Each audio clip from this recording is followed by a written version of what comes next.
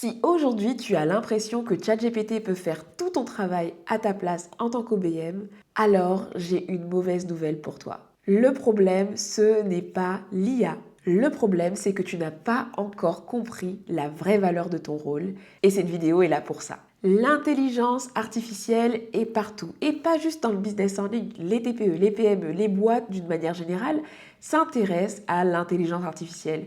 Quand je parle d'intelligence artificielle, c'est bien qu'on soit raccord pour savoir que je parle principalement de l'IA générative. Parce qu'aujourd'hui, en tant qu'Audience Manager, on est confronté à 3 types d'intelligence artificielle dans notre activité. On va avoir l'IA générative comme ChatGPT, Claude, qui va nous permettre d'échanger, de créer des tableaux. C'est une IA générative, une intelligence artificielle qu'on va prompter pour avoir des résultats spécifiques. Deuxièmement, on va de plus en plus utiliser des outils qui vont intégrer l'IA. C'est le cas de Notion, de ClickUp, d'Asana qui vont intégrer l'intelligence artificielle dans les outils de gestion de projet qu'on utilise au quotidien. Donc on peut utiliser l'IA générative intégrée à nos projets. Et puis, je distingue aussi l'IA agentique qui va être le fait de créer des automatisations, des agents IA qui vont effectuer des tâches de manière 100% autonome. Alors quand je parle d'intelligence artificielle dans cet épisode de podcast, je parle vraiment de toutes ces choses, de tout ça, de toutes ces possibilités qui s'offrent à nous aujourd'hui. Et tout ça aujourd'hui n'est pas réservé qu'à une élite, qu'à un type de métier qui peut avoir accès à ce type d'outils. Aujourd'hui, ma mère, qui n'est pas du tout à l'aise en informatique, etc., peut très bien avoir ChatGPT sur son téléphone et commencer à utiliser l'IA. Donc, on est face à une révolution parce qu'aujourd'hui, l'intelligence artificielle est partout. Et évidemment, elle vient remettre en question notre façon de fonctionner et le métier d'OBM n'y déroge pas. Aujourd'hui, tu te poses peut-être cette question d'ailleurs. Est-ce que l'IA va remplacer le métier d'OBM ? Pour information, cette question, je la traite dans l'épisode 34 du podcast. Je te mettrai le lien de cet épisode dans les notes ou même en suggestion à la fin de cette vidéo. Et dans cette vidéo, aujourd'hui, je veux aller beaucoup plus loin que de savoir si l'IA va remplacer le métier d'OBM. Spoiler pour ceux qui vont rattraper l'épisode précédent, pour moi, il ne va pas le remplacer, mais il va évidemment le transformer. Et aujourd'hui, on va aller beaucoup plus en profondeur pour t'aider et te donner des clés pour rester pertinente à l'ère de l'IA en tant qu'OBM. Honnêtement, comme je le disais en début de vidéo, si tu te sens aujourd'hui menacé par l'intelligence artificielle, c'est un vrai signal. Un signal que tu ne connais pas la réelle valeur du métier d'OBM qui va bien au-delà du fait de produire un rétroplanning que ChatGPT peut faire. Bien sûr, l'IA peut faire des process, peut répondre à des questions, peut même analyser des données, peut faire plein de choses, on est d'accord là-dessus. Mais il y a 3 choses à réaliser pour comprendre que l'IA va juste transformer notre métier et pas le faire disparaître. La première des choses à réaliser, c'est que autant l'IA peut produire des choses, autant l'IA peut réfléchir aussi à certaines choses, l'IA ne pourra pas remplacer certaines choses qui sont propres à l'humain, comme le fait de prioriser dans un contexte complexe, comme le fait d'avoir une forme de discernement, d'avoir une intuition, comme le fait de connaître les humains qui participent au projet. Plein de petites subtilités que l'intelligence ne peut pas avoir. Et autre chose, l'intelligence artificielle pourrait avoir ces informations-là, mais pour les avoir, il faudrait qu'on puisse les donner. Et ça m'amène au deuxième point, c'est que l'intelligence artificielle est une chose, mais pour que l'intelligence artificielle soit efficace, il faut qu'elle puisse avoir les bonnes données, les bonnes informations pour produire un résultat spécifique, pour produire un résultat qualitatif. Donc c'est pour ça que par exemple, dans beaucoup de métiers, l'IA va effectivement changer notre façon de fonctionner, mais on aura toujours quand même besoin d'une expertise pour gérer l'IA sur le domaine en question parce qu'on voit bien que lorsqu'on ne maîtrise pas le sujet, on fait face parfois à des hallucinations. L'IA peut nous donner des résultats qui sont complètement faux, j'en ai fait l'expérience. Et beaucoup de personnes vont encore avoir besoin d'une expertise derrière pour gérer cette intelligence artificielle. Et puis troisièmement, c'est que honnêtement, un client qui aujourd'hui décide de ne pas prendre d'OBM parce qu'il va se concentrer sur l'intelligence artificielle et déléguer ça à l'IA, c'est un entrepreneur qui n'est pas ta cible. Parce que clairement, un entrepreneur qui aujourd'hui va travailler avec l'intelligence artificielle et faire sa gestion de projet avec l'intelligence artificielle, aujourd'hui, moi, je considère que ce n'est pas mon client parce qu'il n'est peut-être pas à un stade d'avancement qui m'intéresse.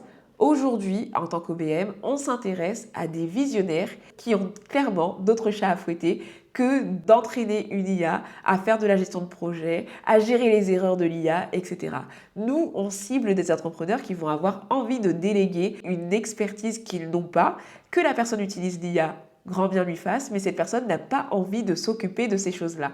Donc, les personnes qui vont peut-être remplacer les OBM par de l'IA, ça va être souvent des solopreneurs qui débutent et qui vont bidouiller avec l'IA. Mais croyez-moi que les dirigeants que l'on souhaite accompagner, nous, avec notre posture d'OBM et notre vrai rôle d'intégrateur, clairement, n'ont pas envie de s'embêter à utiliser ChatGPT pour faire un rétroplanning. Parce qu'une fois que ChatGPT aura fait le rétroplanning, il va falloir le mettre sur le logiciel de gestion de projet, il va falloir répartir les tâches, il va falloir créer les briefs pour chaque membre de l'équipe, il va falloir s'assurer que les livrables produits à travers ce rétroplanning respectent bien les standards attendus par l'équipe, par la vision de l'entreprise, etc.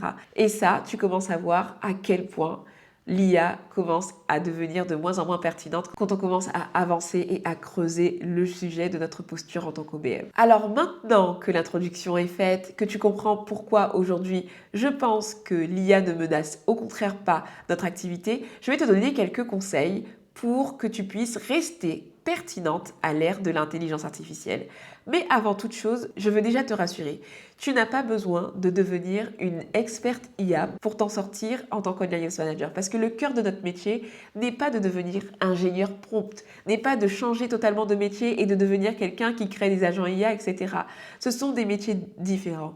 Revenons au cœur de notre métier qui est une posture de pilotage, une posture de coordination, une posture qui va au-delà du simple aspect technique. Alors sans plus tarder, je vais partager avec toi 3 conseils très pratiques pour aller dans ce sens. Premier conseil, et j'en ai déjà un peu parlé dans la vidéo comment réussir en tant qu'OBM en 2026, ça va être de rendre ton métier IA-proof.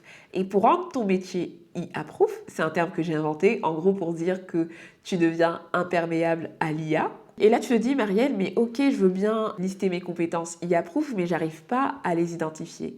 Tout simplement, la question à te poser pour identifier tes compétences IA-proof, c'est à quel moment l'IA ne peut plus avancer sans moi? Quels sont les trucs que je fais dans mon activité aujourd'hui que l'IA ne peut vraiment pas faire ou qu'elle ne peut pas faire sans mon aide? Exemple concret, on va parler du fait de transformer une vision floue en un plan d'action clair. Ça, l'IA peut le faire. Mais trouver les bonnes questions, peut-être pas. Clarifier les priorités réelles, peut-être pas non plus, parce que tu vas avoir beaucoup plus de données peut-être que cette IA. Et d'ailleurs, l'enjeu, c'est que toi, tu dois récolter les données pour la donner à l'IA. Donc même si l'IA nous propose quelque chose en rétroplanning qui correspond aux enjeux du moment, ce sera à toi de faire l'effort d'aller chercher les données pour pouvoir les donner à l'IA. Donc, le fait de produire un rétroplanning qui va vraiment respecter le contexte et les enjeux de l'entreprise, pour moi aujourd'hui, ça reste encore une compétence IA-proof. L'IA va t'aider à construire le rétroplanning, mais tous les éléments, toutes les infos qui vont permettre de faire un rétroplanning vraiment pertinent, opérationnel et réaliste viendra de toi. Ta capacité à prendre du recul, à enquêter, à poser les bonnes questions et à avoir en compte la vision 360. Autre exemple, le fait de prioriser et d'arbitrer dans des problèmes très complexes. Quand tout est important, quand tout semble urgent, etc. L'IA peut nous aider à arbitrer, etc.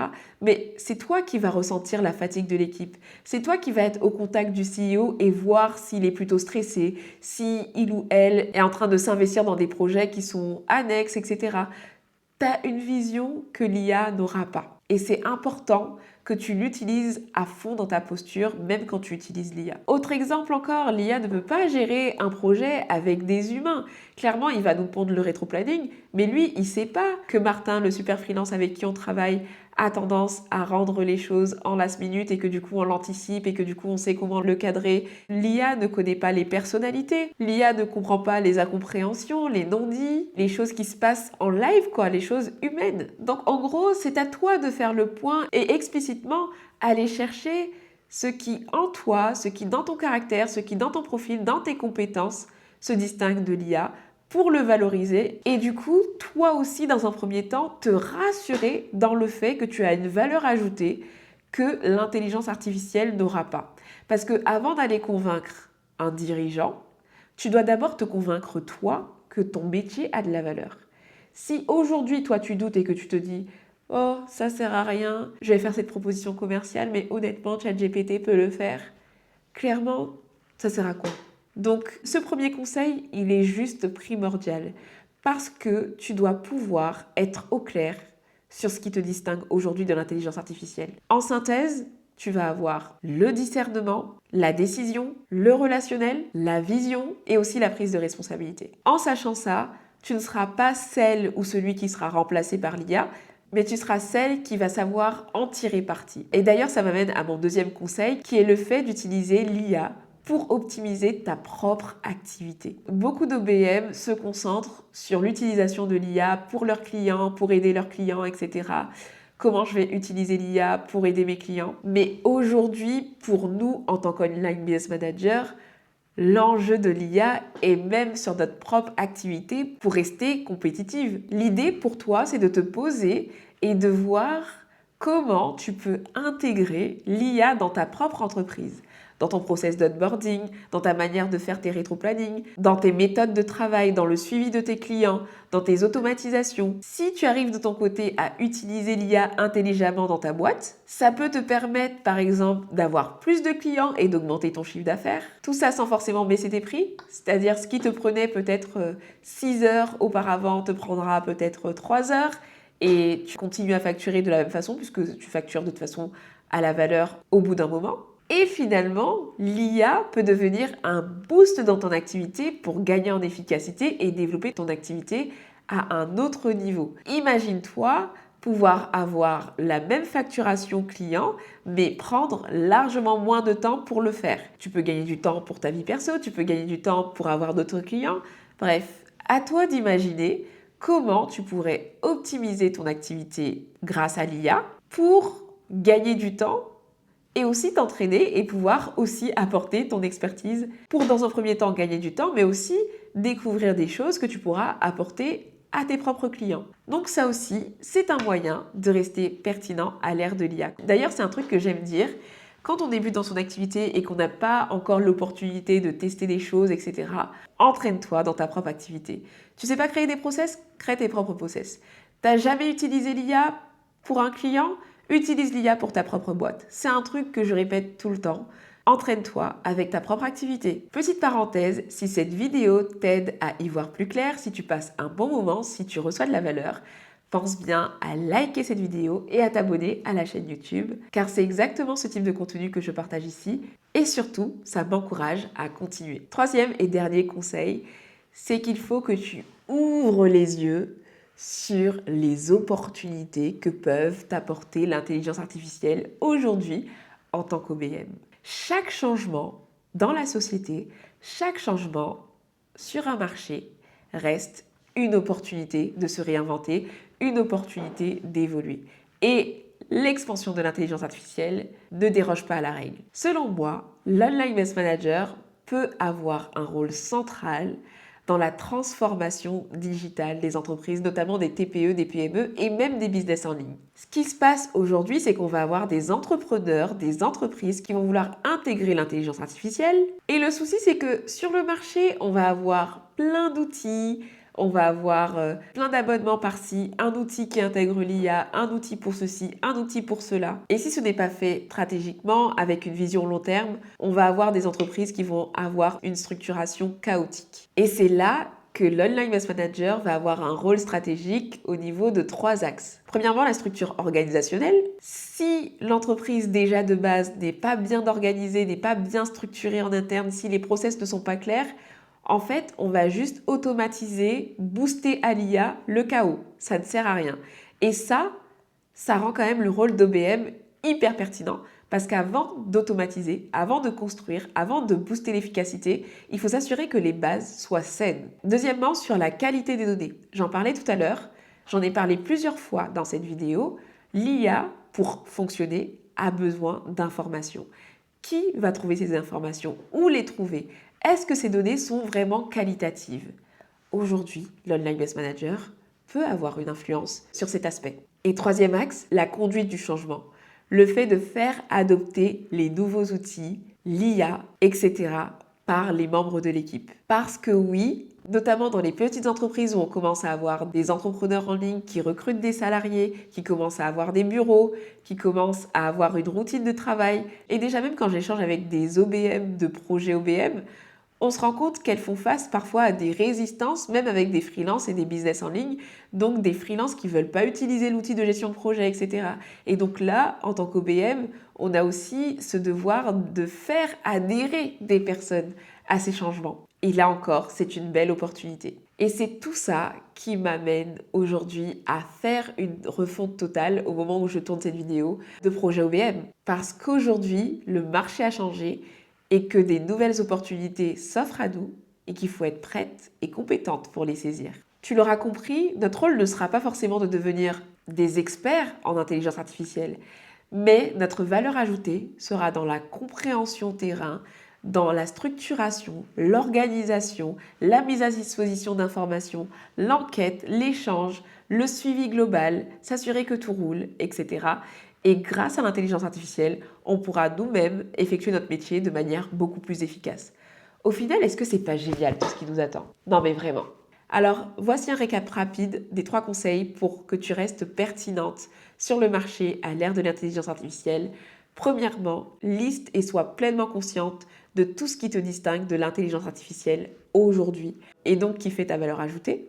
Deuxièmement, intègre pleinement l'IA et les automatisations dans ta propre activité pour gagner du temps et gagner en efficacité pour pouvoir faire grandir ton entreprise. Et aussi, accessoirement, t'entraîner pour pouvoir mettre à disposition ce que tu apprendras auprès de tes clients. Troisièmement, réalise et saisis les nouvelles opportunités qui se créent sur le marché grâce à l'expansion de l'intelligence artificielle. Donc tu l'auras compris, pour moi l'IA est avant tout une opportunité d'élever notre posture, de pouvoir nous concentrer sur des choses beaucoup plus humaines, beaucoup plus moins techniques, moins opérationnelles encore plus pour qu'on ait une vraie valeur ajoutée auprès des clients qu'on accompagne. Si le métier d'OBM t'intéresse, que tu veux monter en compétences et bénéficier d'un mentoring pour y parvenir, je t'invite à te renseigner sur Projet OBM, le lien est dans la description. Et pour terminer, je t'invite à me dire en commentaire qu'est-ce qui te fait le plus peur ou le plus envie avec l'IA.